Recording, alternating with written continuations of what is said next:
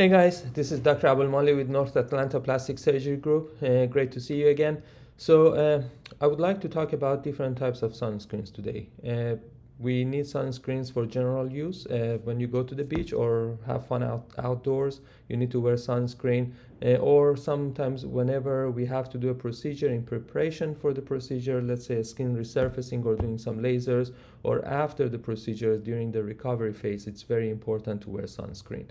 There are two main different categories of sunscreen. Some of them are mineral sunscreens. These usually are made up of titanium dioxide and zinc oxide. They are whitish in color, and after putting it on your skin, they leave a white, like a tint to your skin. The higher end products, they usually taint it like a beige color, so uh, they look like a foundation basically on the skin, but they are sunscreen. Those are very good. They are inert. Those are usually the sunscreens that are found in baby sunscreens, which doesn't have any chemical agents. So for after the procedures, we usually recommend this type of sunscreens. Let's say I do a CO2 skin resurfacing for a patient, I normally recommend them to use this type of barrier sunscreens for the first 2 weeks.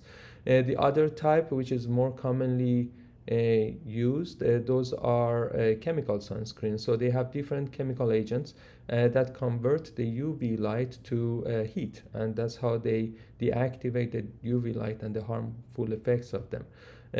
These are usually more oily and it gets absorbed to the skin, and they are as good as, but usually for the first 2-3 weeks after the facial resurfacing or facial procedures, we recommend the other type. Um, the other factors to keep in mind about sunscreen is whether they are water resistant, how long they last on the skin. But the general rule is during summertime, or when if you have very large windows in the house, the first thing you wake up in the morning, apply your sunscreen. And if you go outside, let's say you work outdoors or you are at the beach, or basically you're going outdoor for a walk, it's good to renew your sunscreen every 1.5 hours to maximum 2 hours, especially if you are prone to have pigmentation issues or sunburn. That's to keep in mind. It's very important. Um, I would like to tell you about different type of UV lights. So because some of the cheap sunscreens may not cover the broad spectrum UV lights.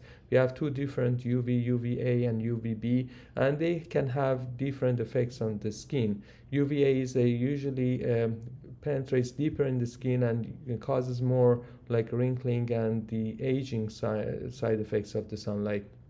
Whereas UVB doesn't penetrate as much, and it causes more pigmentation, sunburn, and also is very important in skin cancers. So it's very important, whatever sunscreen you choose, to make sure it covers both UVA and UVB, or mention that it's a broad spectrum.